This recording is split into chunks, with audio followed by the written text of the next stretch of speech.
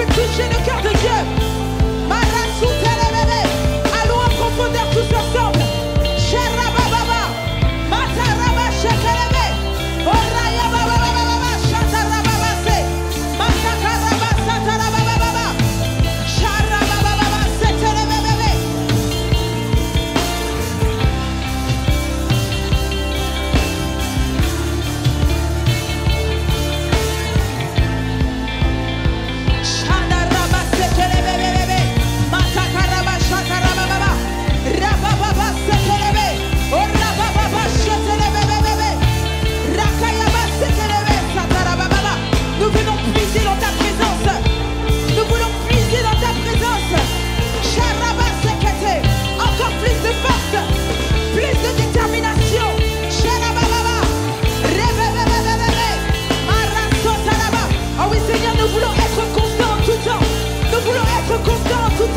Ne voulons pas nous relâcher, mais davantage te chercher, Seigneur.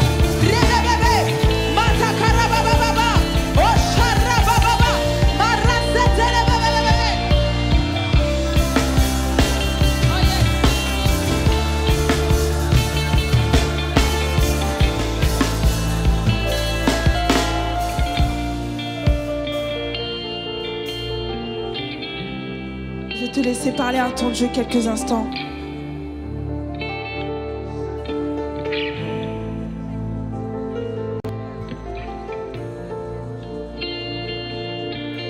Prends la place, Seigneur. Prends la place, Saint-Esprit.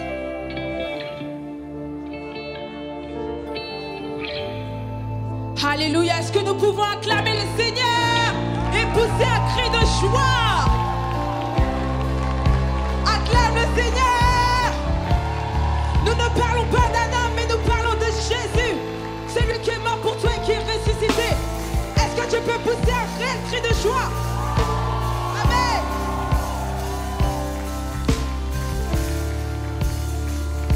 Alléluia. Alléluia. Nous allons louer le Seigneur et nous allons déclarer ensemble que Dieu a été bon pour nous. Est-ce que tu peux dire à ton voisin, Dieu est bon pour moi?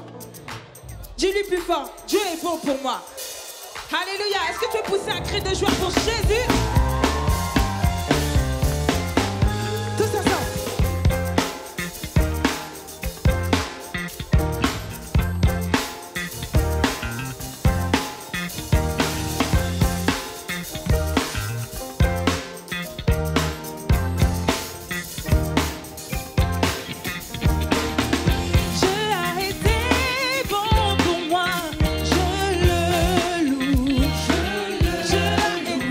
Bon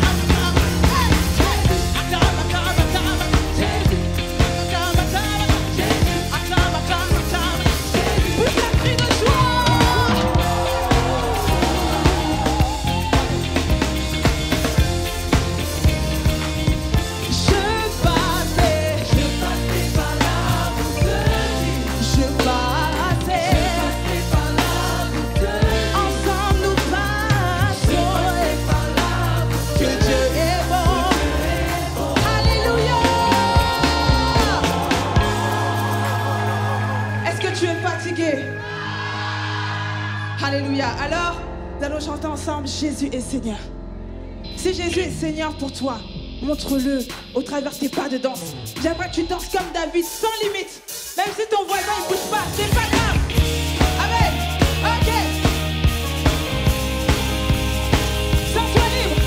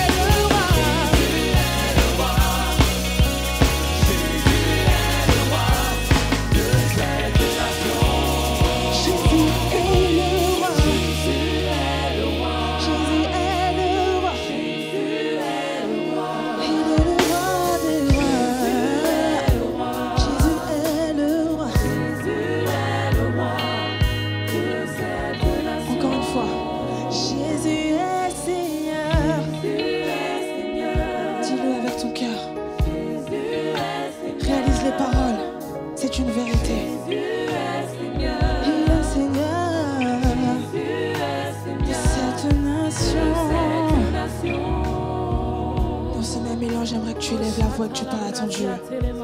Ah oui, parle-lui. Dis Seigneur, j'ai besoin d'une rencontre avec toi. J'ai besoin d'une rencontre avec toi. Et d'être transformé, de former qu'un avec toi. Cette rencontre, Seigneur,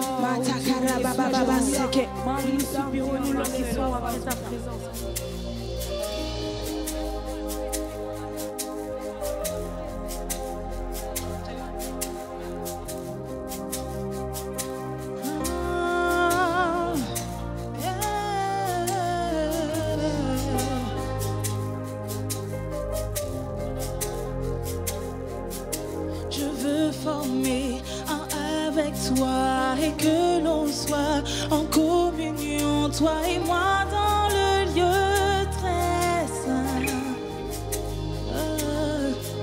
Je veux former un avec toi et que l'on soit en communion, toi et moi dans le lieu très saint.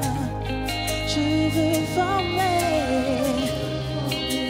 un avec toi et que l'on soit en communion, toi et moi dans le lieu très saint. Je veux former.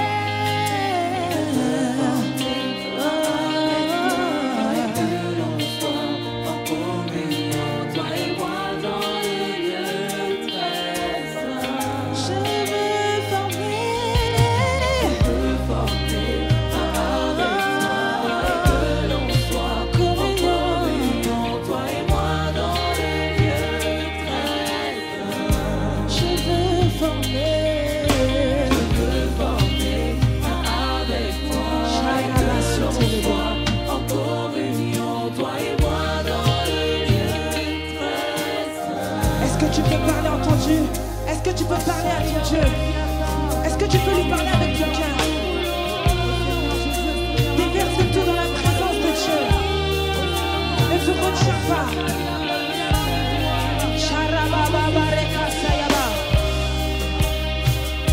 Je veux la communion, être intime de toi. Nous chantons.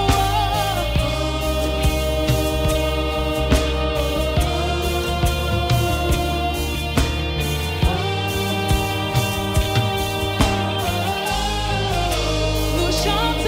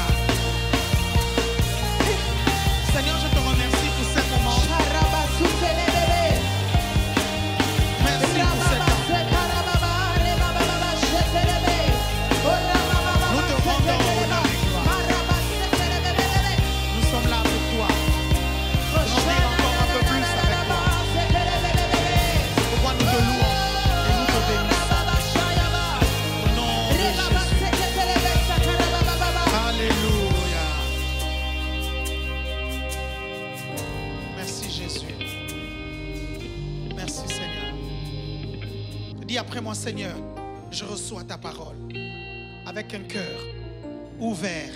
Béni soit ton Saint-Nom. Alléluia. Amen. Amen. À cette heure, dans la présence de Dieu, vous allez rechanter ce cantique tout à l'heure. Ok? Vous allez le rechanter tout à l'heure. Amen. Gloire à Dieu. Excusez-moi de vous avoir coupé dans vos temps. Ok?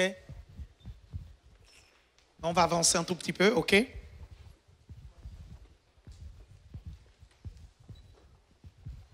Oh, Élyséa, tu es là au 5e. Tu as fait la grasse mat. Tu as dormi jusqu'à quelle heure? 16 heures. C'est que j'ai parlé de tes retards.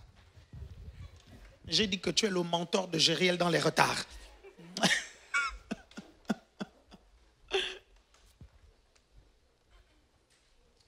D'où Jésus? C'est quoi? Ça a bugué. Ça bug.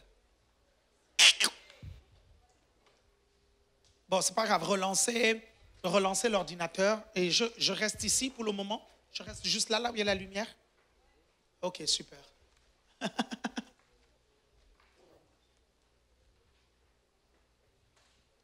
Ok, bon.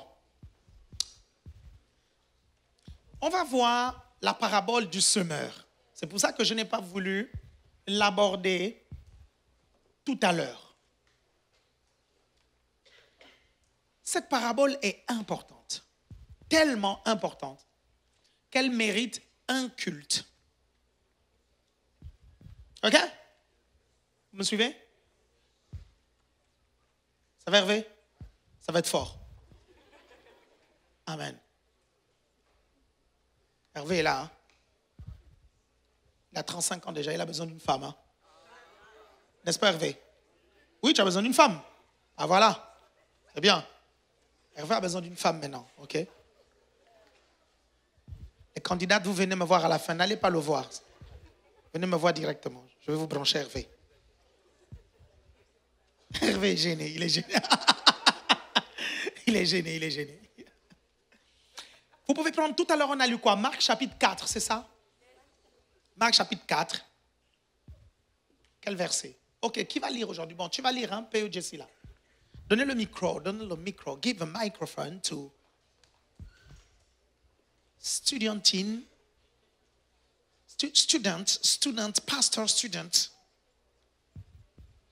Ok. Et puis, j'ai arrêté tout à l'heure un peu vite pour que vous conservez votre voix parce que vous êtes là depuis là, ok? Je vous dis, d'ici 2 ans, vous allez être vraiment très bon. Faut juste être constant, c'est tout. Continuer constamment. Vous allez devenir très bon. Très, très bon. N'est-ce pas? Je me mets au milieu. Ah ouais, merci. Ah, désolé. Oh là là, mon Dieu, ça va être dur. Mais bon, on va essayer.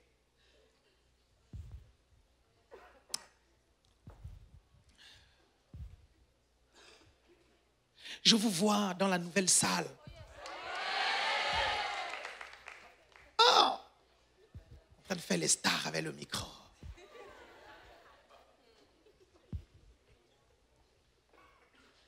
Ok, P.E. Jessie, est-ce que tu peux prendre Marc chapitre 4, dès le début de la parabole du semeur? On va lire et on va voir terre par terre.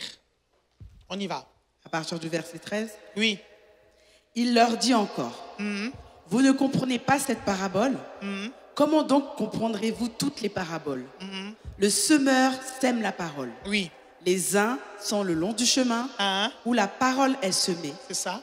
Quand ils l'ont entendu, aussitôt Satan vient et enlève la parole. Mais tu sais, P.E., on va peut-être commencer là où la parabole commence. On y va. Là où la parabole commence. On y va. Verset 3. Verset 3, oui. On y va. Écoutez, un semeur sortit pour semer. Oui. Comme il semait, une partie de la semence tomba le long du chemin. Les oiseaux vinrent et la mangèrent. Une autre partie tomba dans un endroit pierreux où elle n'avait pas beaucoup de terre. Elle leva aussitôt parce qu'elle ne trouva pas un sol profond. Mais quand le soleil parut, elle fut brûlée et sécha, faute de racines. Une autre partie tomba parmi les épines. Les épines montèrent et l'étouffèrent, et elle ne donna point de fruit.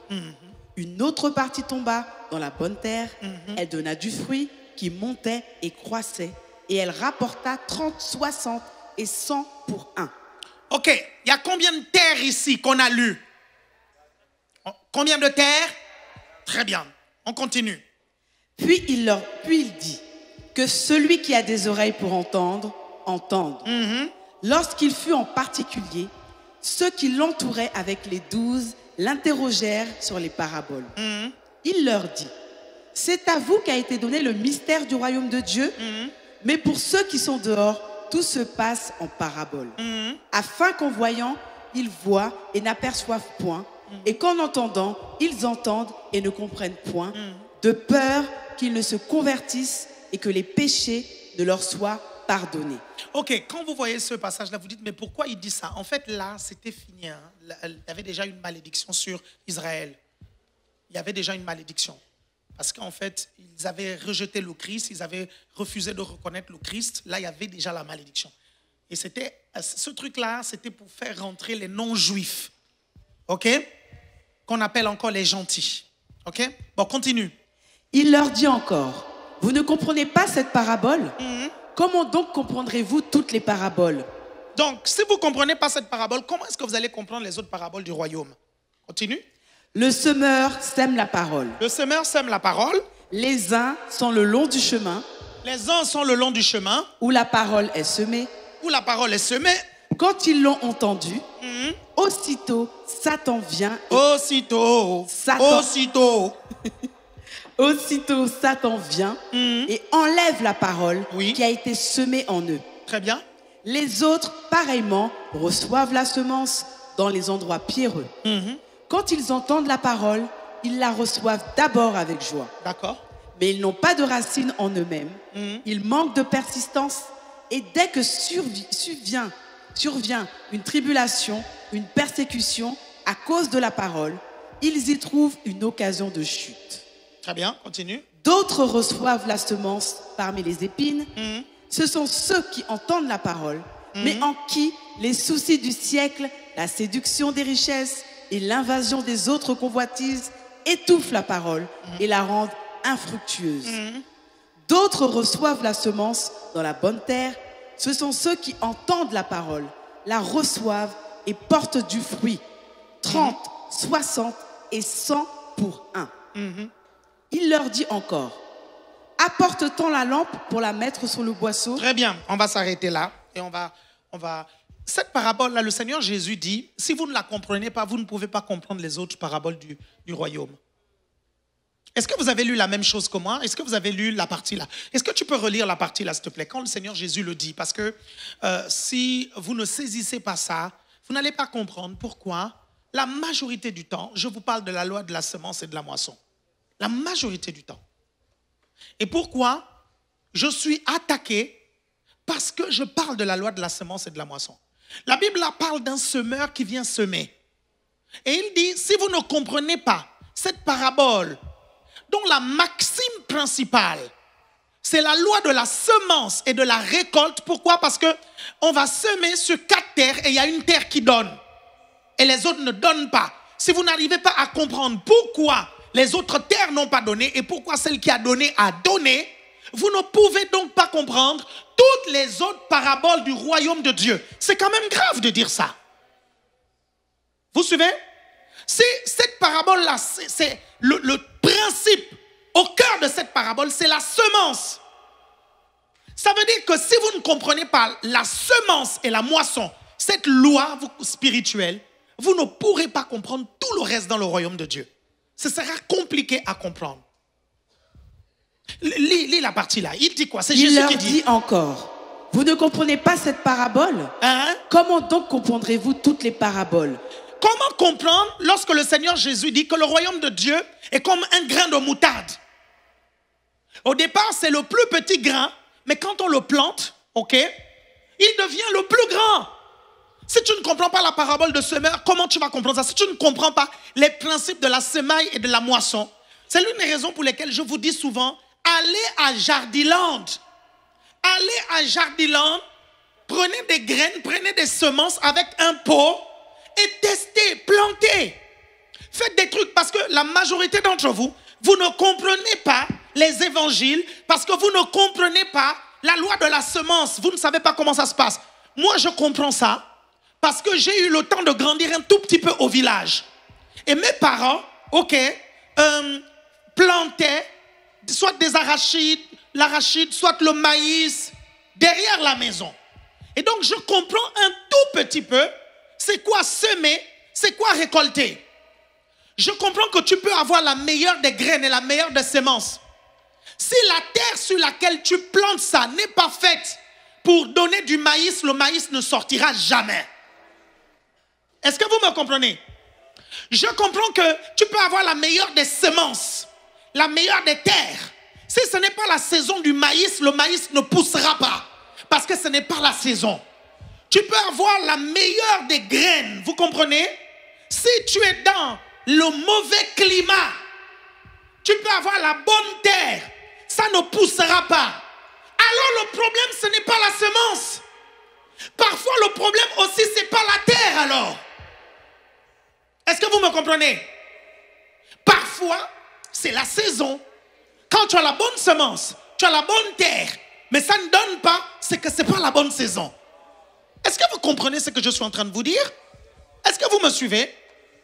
Il y a une saison pour planter, il y a une saison pour récolter. Est-ce que vous me suivez? Par exemple, là, nous sommes dans le bâtiment. Nous sommes dans une saison pour planter, pour pouvoir récolter. Tu ne peux pas attendre d'entrer dans le bâtiment pour donner pour le bâtiment. Est-ce que vous comprenez? C'est là où la saison est. Quand on sera dans le bâtiment, c'est la saison de la récolte. La récolte financière, la récolte des grâces, la récolte de pas mal de choses. Beaucoup d'entre vous, votre vie spirituelle passera même à une autre dimension. Parce que certains d'entre vous, vous devez comprendre que pour le moment, vous êtes limités. Votre christianisme est limité, votre spiritualité est limitée. Parfois par le lieu que vous fréquentez tous les dimanches. Je vais vous prendre un exemple. Quand on est allé à Port-Marly, est-ce que vous n'aviez pas l'impression que vous nagiez dans une dimension différente?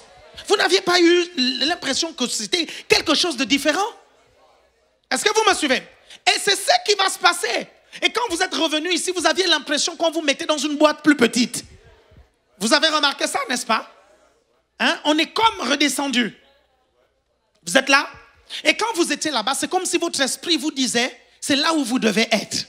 C'est ça qui mérite ton onction, c'est ça qui mérite ta grâce. Et les membres de l'accueil, il fallait vous voir faire l'accueil. C'était extraordinaire. Vous étiez comme des poissons dans l'eau. Est-ce que vous comprenez? C'est vrai que ça prenait beaucoup de temps pour quitter d'un point à un autre, mais vous preniez tellement plaisir à faire autant de distance. Est-ce que vous me comprenez? C'est l'une des raisons pour lesquelles, moi je vous dis souvent, en fait, votre bénédiction est souvent attachée à la bénédiction de la maison dans laquelle vous êtes. Ok? Vous êtes là? On va essayer de voir un peu la parabole du semeur. Il y a la semence. La Bible dit la semence, c'est la parole de Dieu. Il y a les terrains, les terres. Les terres, ce sont vos cœurs. Est-ce que vous comprenez? Et après, il y a d'autres symboles tout autour. Je me rappelle la première fois que j'entends parler de la parabole du semeur, la toute première fois, c'était dans mon église. Et c'était le pasteur qui a fondé la paroisse dans laquelle j'ai évolué, la paroisse d'Aveya 2. C'était lui, j'avais entendu pour la première fois la parabole du semeur, c'est lui qui a enseigné sur ça. Et je me rappelle, il prêchait en Dzebi et quelqu'un traduisait en français. J'ai écouté ça, j'ai dit, mais c'est quoi ce truc? C'est quoi cette parabole dans la parole de Dieu? Regardez, j'étais jeune, c'était dans les années 80 et je m'en rappelle encore aujourd'hui. Je n'ai pas compris tout ce qu'il a raconté, vous suivez? Mais des années plus tard, j'ai compris que cette parabole était importante pour comprendre tout le reste dans le royaume de Dieu et le fonctionnement du royaume de Dieu. Vous êtes toujours là? Vous me suivez attentivement? Ok? La première leçon qu'on reçoit de cette parabole, c'est que nous pouvons tous écouter la même parole, mais ne pas porter le même fruit. Et on comprend alors que le problème, ce n'est pas la parole ni le prédicateur. Vous comprenez?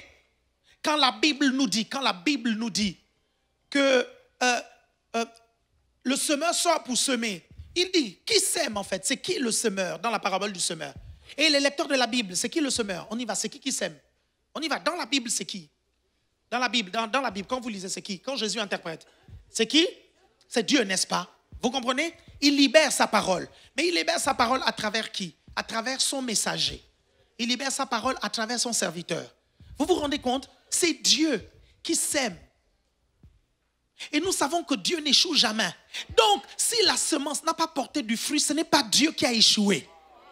C'est la terre qui a fait en sorte que le fruit, vous comprenez, la récolte ne vient pas. Non, je dis bien, dans la parabole du semeur que nous lisons, c'est qui sème? C'est qui sème? Il sème quoi? Sa parole, n'est-ce pas? Et nous savons que Dieu n'échoue pas. Mais pourquoi c'est Dieu qui vient semer? C'est sa parole. La Bible dit, toutes choses passeront, mais sa parole ne passera jamais. Pourquoi c'est lui qui sème? Ok? Mais ça donne chez une terre et sur 3 autres, ça échoue. Alors qu'on sait que Dieu n'échoue jamais. Et on sait que sa parole n'échoue jamais. Cette parabole nous montre que ce n'est pas la parole qui est prêchée qui est le problème. C'est le cœur qui reçoit la parole. À partir du moment où le cœur qui reçoit la parole est un problème et un souci, on se doit de s'asseoir un tout petit peu et d'étudier les caractéristiques de chaque terrain et de chaque cœur. Donc on comprend que si on étudie la caractéristique de chaque terre et de chaque cœur, chacun d'entre vous comprendra pourquoi la parole de Dieu ne porte pas du fruit chez vous. Beaucoup d'entre vous, vous comprendrez même pourquoi certaines offrandes que vous faites, vous obtenez des résultats moins rapidement que d'autres personnes. Vous avez remarqué ça? Est-ce que vous avez remarqué ça? Pourquoi moi quand je sème, ça vient rapidement? Est-ce qu'il en était ainsi au commencement? Non. Non, je vous dis bien non. Ça n'a pas toujours été comme ça. Vous êtes là? Pourquoi maintenant c'est comme ça? 21 ans plus tard, je suis resté constant. Constant. J'ai semé. À chaque fois qu'il y avait une opportunité de semer, j'ai semé. Il y a des moments où j'avais la récolte rapidement, il y a des moments où je n'avais pas la récolte rapidement, il y avait des moments où j'avais l'impression que ma récolte s'était perdue. Je disais, mais Seigneur, j'avais semé tant, c'est où? Et des années plus tard, le Seigneur me rappelle, il me dit, regarde, je me rappelle, il y a 4 ans, pendant le Covid, au moment où tous les ministères étaient en pleine crise financière, ok, on a fait une offrande à Évangile TV, Évangile TV a eu un peu d'argent, vous suivez? Et on a pris 10 000 euros, on a semé, non, 11 000 euros, on a semé cela à une chaîne de télévision chrétienne. Vous me suivez? 4 ans plus tard, on est sur Canal et on est sur Free. 4 ans plus tard. Et nous avons des semences qui sont en train de mijoter parce que nous avons semé 10 000 euros pour un orphelinat. Vous suivez? Et ça ne m'étonne pas qu'aujourd'hui, Ebenezer, notre pôle social, est un pôle qui prospère. Certains d'entre vous pensez que quand je prêche les 5 cultes, c'est parce que je m'ennuie.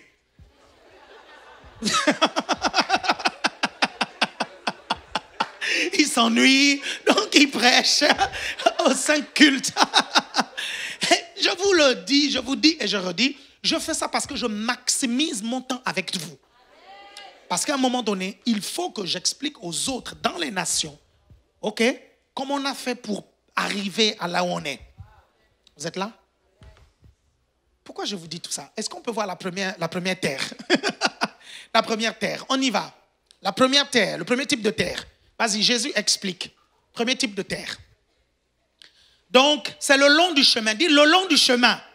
Retenez juste le nom en fait de la terre là. Le long du chemin.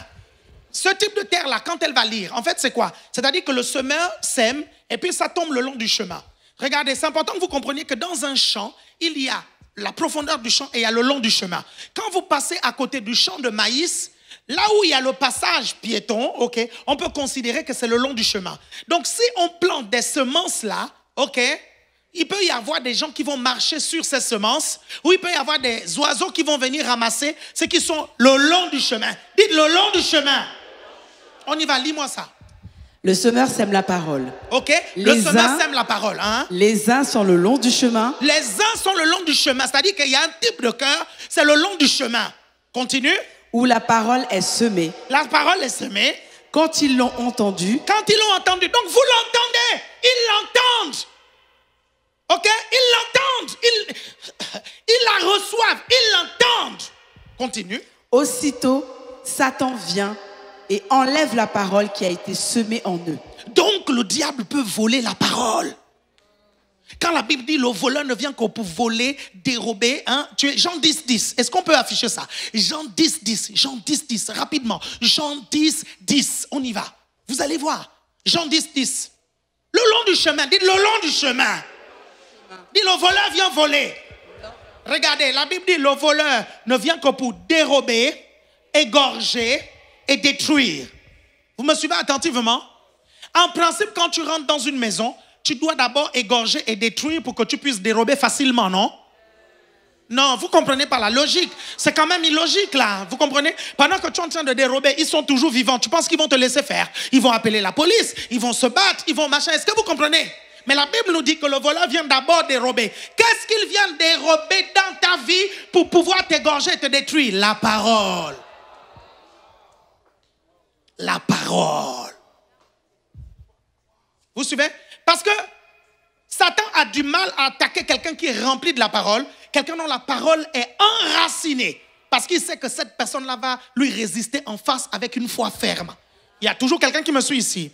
Ok, vous voyez ce passage-là? Ok, donc le voleur vient voler la parole. Ça veut dire que la parole peut être volée. Et vous allez voir comment. Continue. Les autres, pareillement, reçoivent la semence dans les endroits pierreux. Quand ils entendent la parole, ils la reçoivent d'abord avec joie. Mais ils n'ont pas de racines en eux-mêmes. Ils manquent de persistance. Et dès que survient une tribulation ou une persécution à cause de la parole... Ok, attends un peu.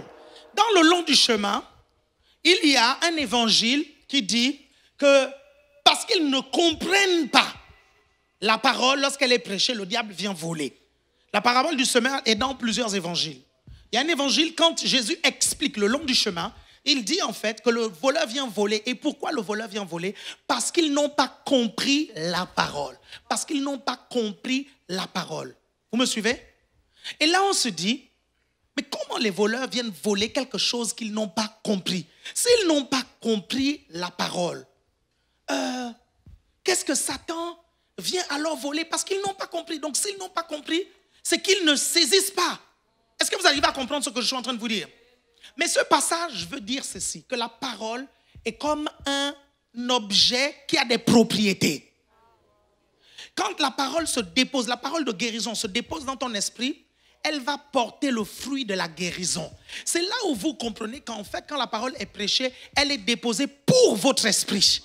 Mais pour qu'elle pénètre votre esprit, il faut que vous la compreniez. C'est à partir de ce moment, regardez, tant que la parole est dans votre âme, Satan peut la voler. Vous la comprenez? Vous suivez? Mais quand vous la comprenez, c'est là où la descente de la parole commence.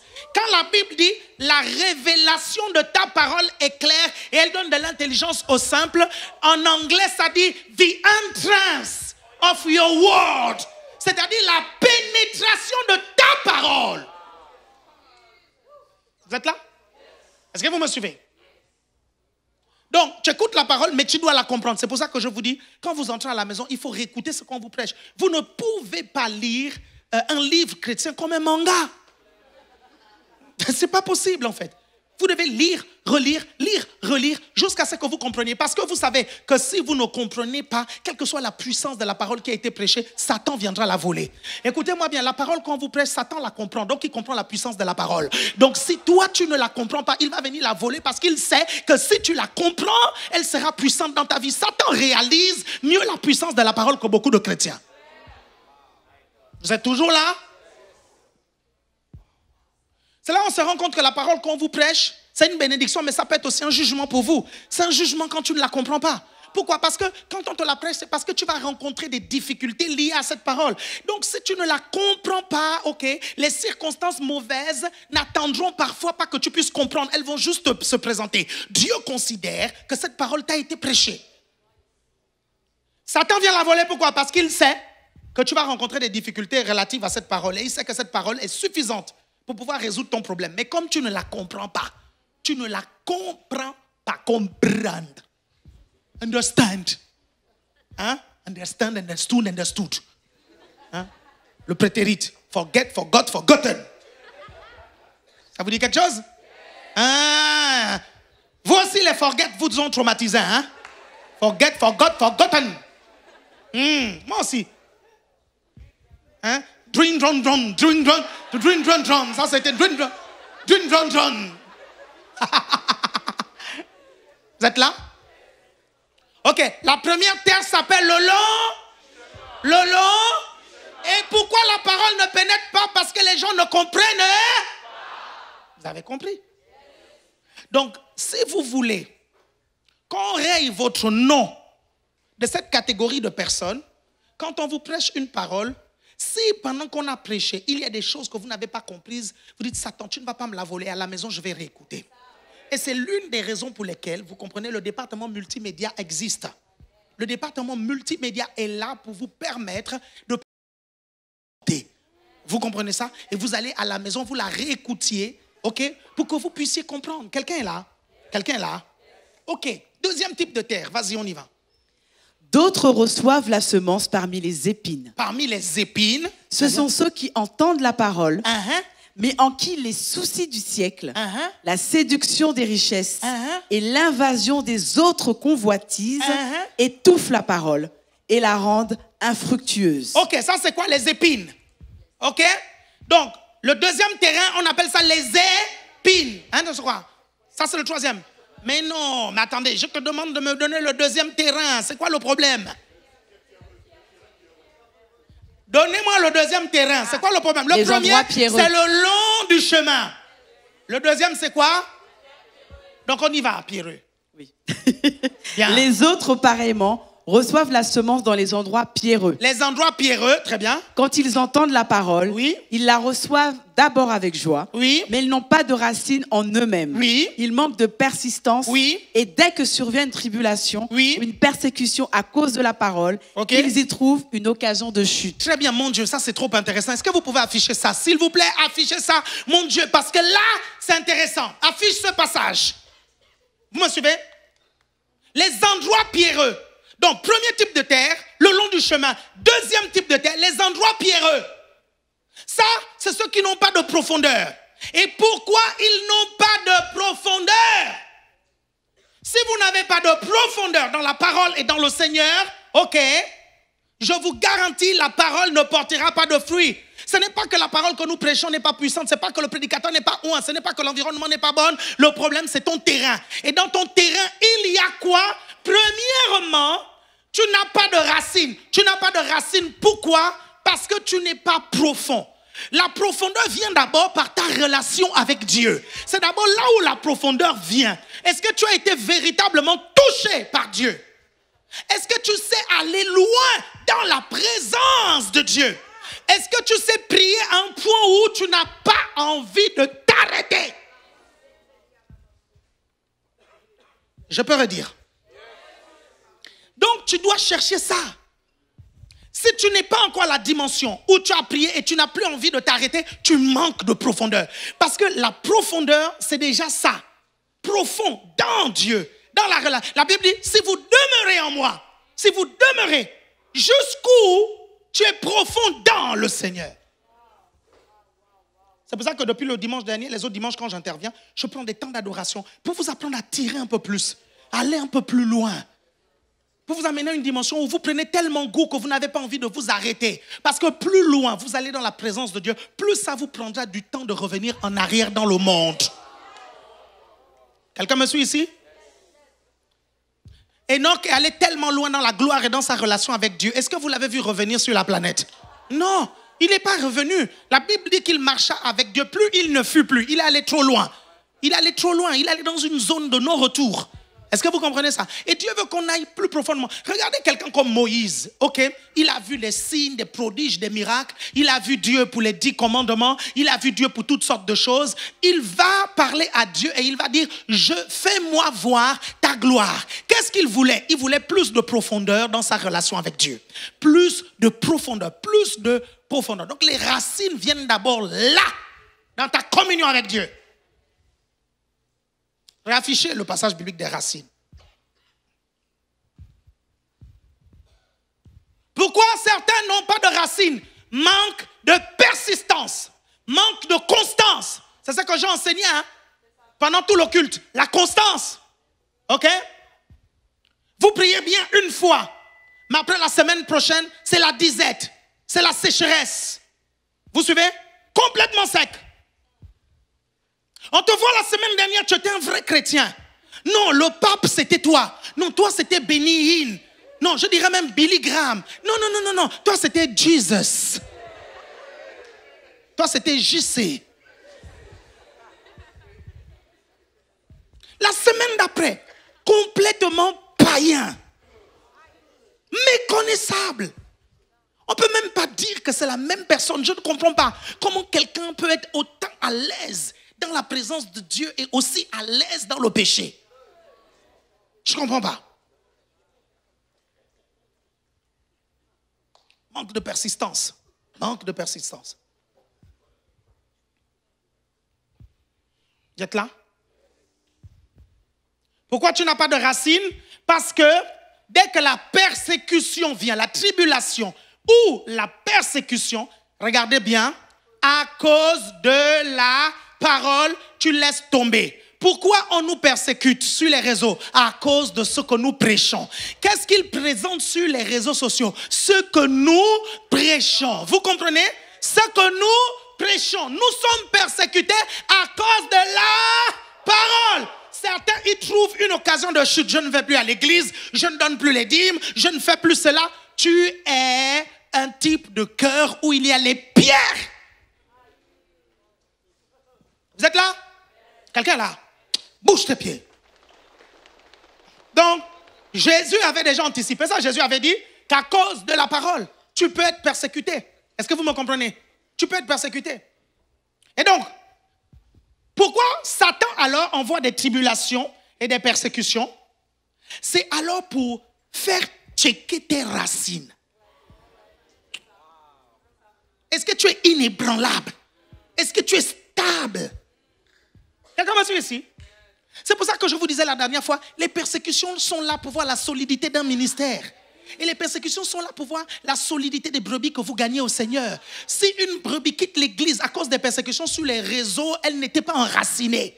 Parce que quelqu'un qui est enraciné, il ne peut pas quitter l'église à cause de ce qui se dit sur les réseaux. Vos pasteurs, vous les connaissez. Votre église, vous la connaissez. Vous me suivez? C'est que la personne n'était pas du tout enracinée. Si la personne quitte l'église parce qu'on dit non, c'est une secte, c'est que tu ne connais pas alors. Tu n'es pas enraciné. Vous êtes là? Quelqu'un est là? Troisième type de terrain, on y va. Parmi les épines. D'autres reçoivent la semence parmi les épines. Ceux-là, c'est tous les jets au couette. Tous les jets. Tous les jets au couette. MC Hammer. Vous étiez encore jeune. Chantez ça à vos mamans. Vous allez voir, ils vont faire comment tu connais ça? Tu dis ça à l'église. Oh, à l'église, on t'apprend de bonnes choses, hein? Vous comprenez? Ceux-là, ce sont la boule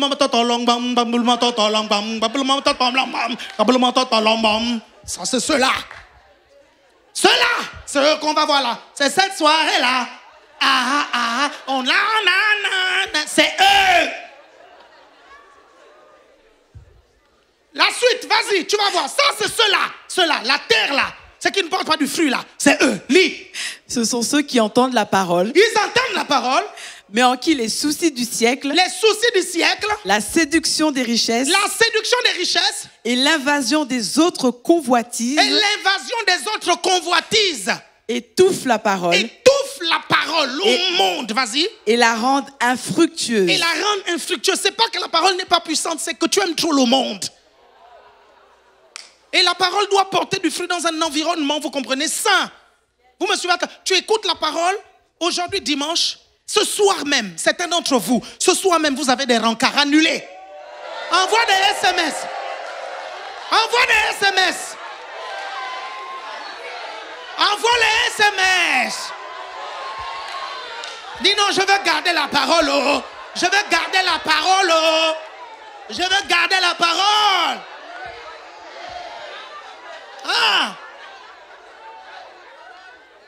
Donc, le diable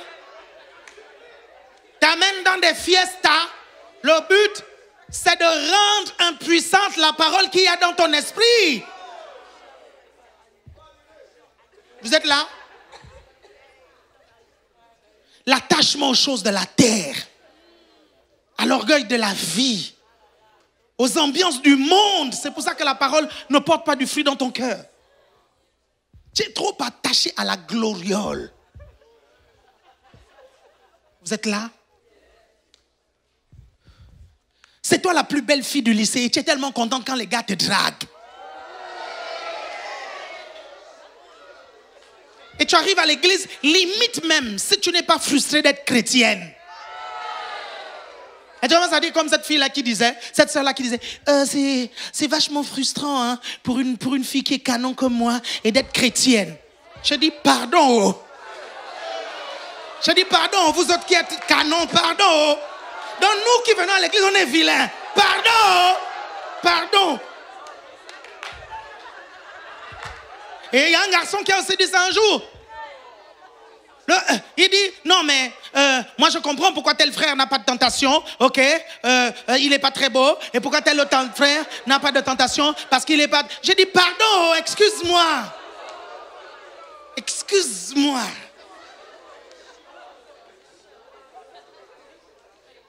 Tu es tellement beau que tu ne peux pas plaire au Seigneur. Pardon à Dieu de t'avoir puni avec ta beauté. Vous êtes là? Mais ça, c'est le monde.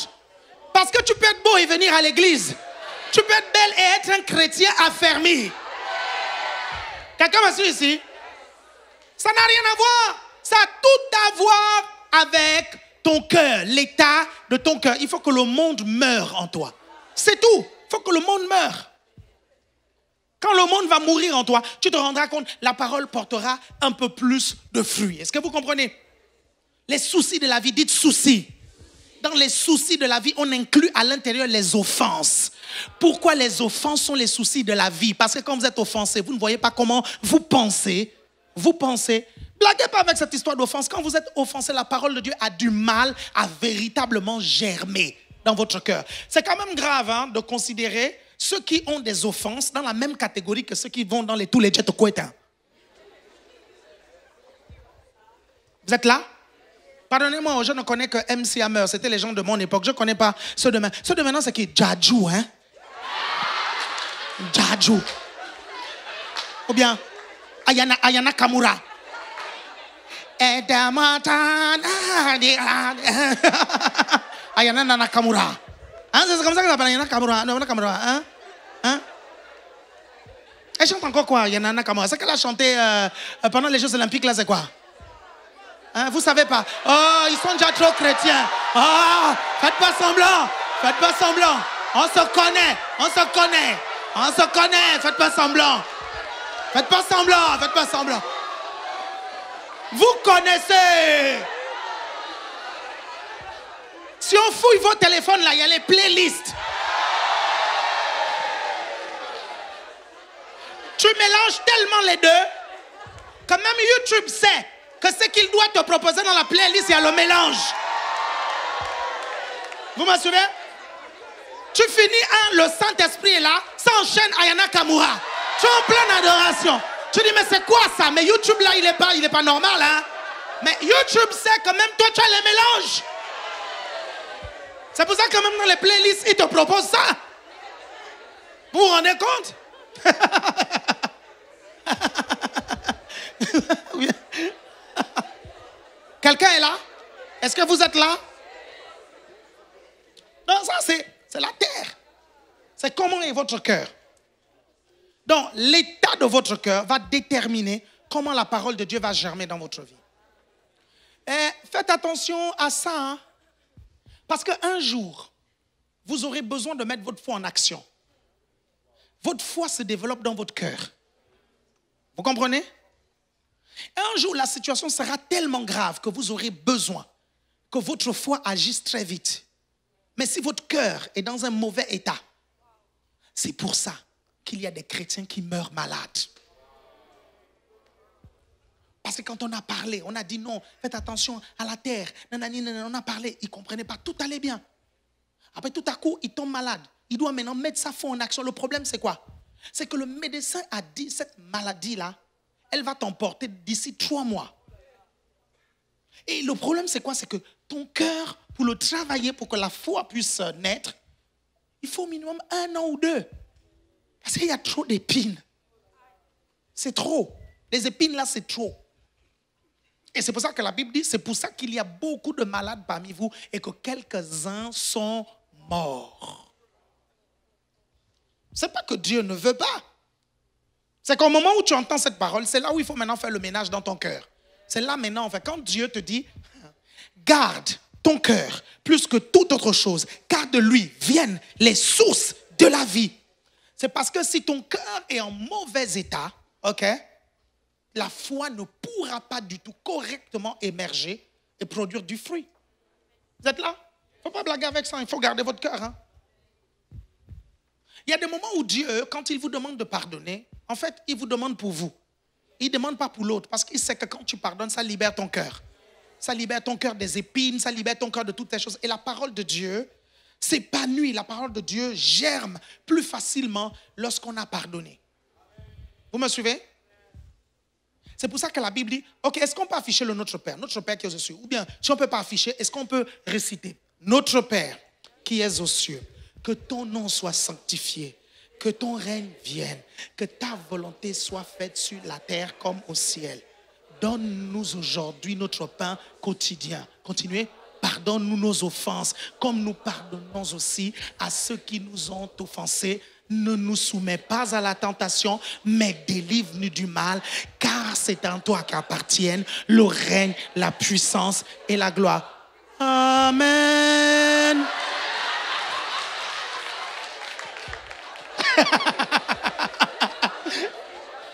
Que le Seigneur soit avec vous et avec ton esprit.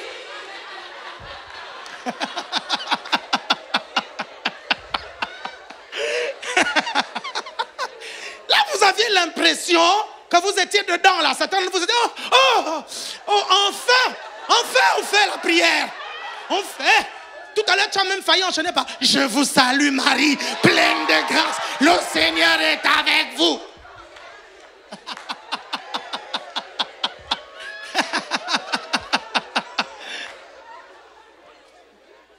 Est-ce que vous avez remarqué que donne-nous notre pain quotidien et à côté de pardonne-nous nos offenses? Est-ce que vous avez remarqué que c'est à côté? Peut-être que la galère là, c'est parce que tu ne pardonnes pas les offenses. C'est à côté. La parole de Dieu est tellement logique, mon Dieu. Tu peux tout me faire. Je vais te pardonner, pas à cause de toi, à cause de moi. Parfois, quand tu ne pardonnes pas aux gens, ça veut dire que tu te mets au même niveau qu'eux. Alors que tu es bien haut comme ça, ne va pas te mettre à... Pardonne, laisse passer. Pardonne. Regardez ce que le Seigneur Jésus a dit. Père, pardonne-leur, car ils ne savent pas ce qu'ils font. Ils ne savent pas. Ils ne savent pas. Ok? On détermine, pour terminer, on détermine... Wow, 19h49. Mon Dieu. Un jour, je vais vous garder ici jusqu'à 23h.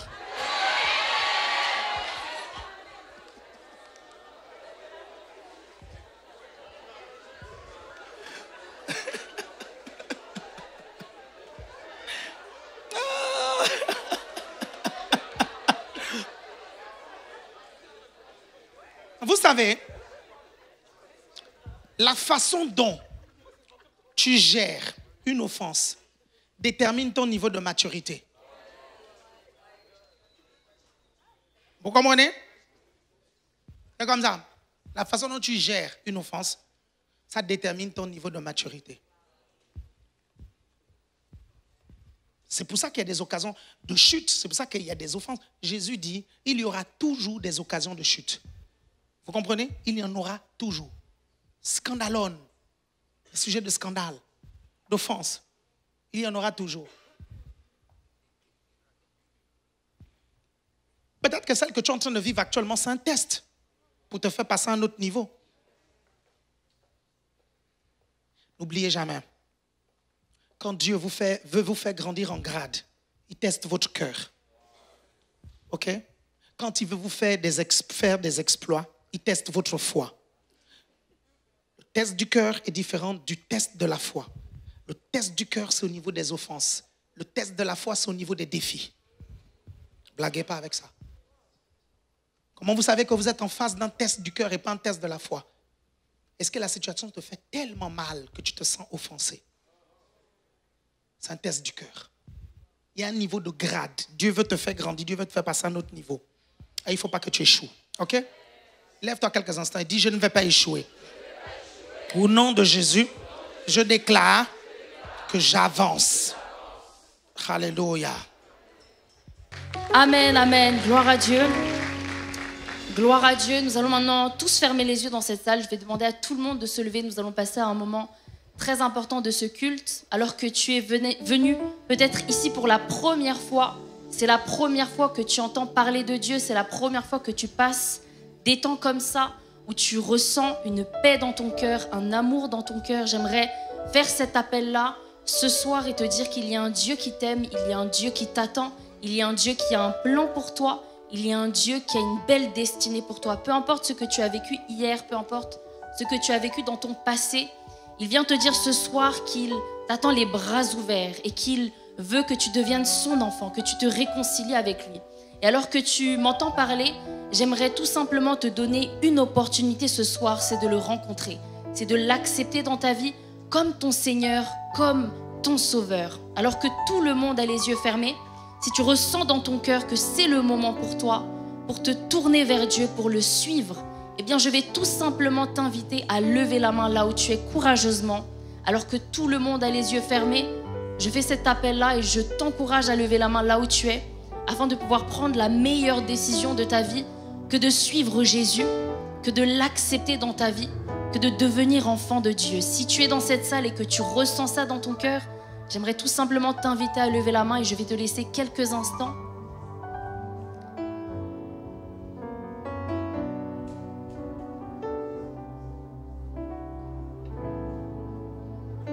Je ne vois aucune main qui se lève. Je considère alors que nous sommes tous chrétiens. Est-ce qu'on peut acclamer le Seigneur?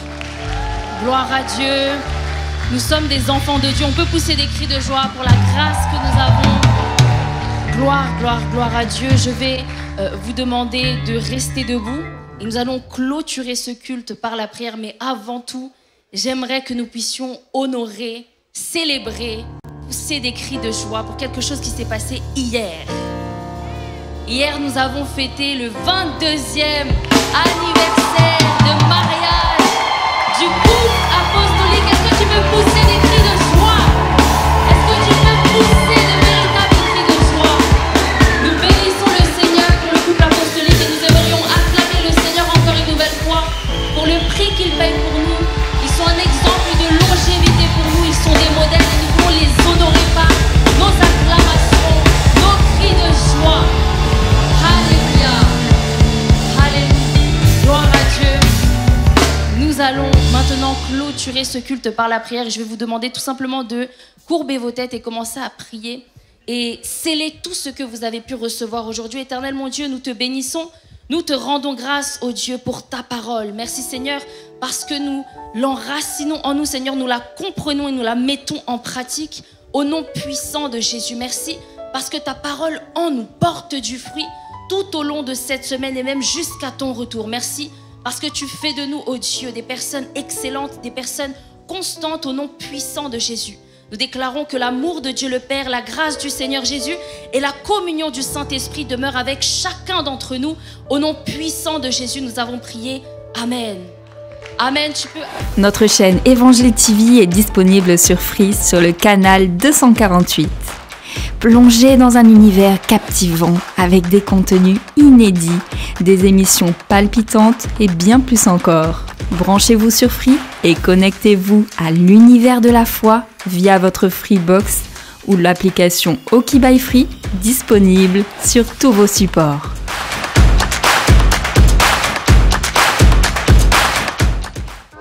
Marre de ne pas savoir quoi faire de vos cheveux? Osez prendre un temps pour vous.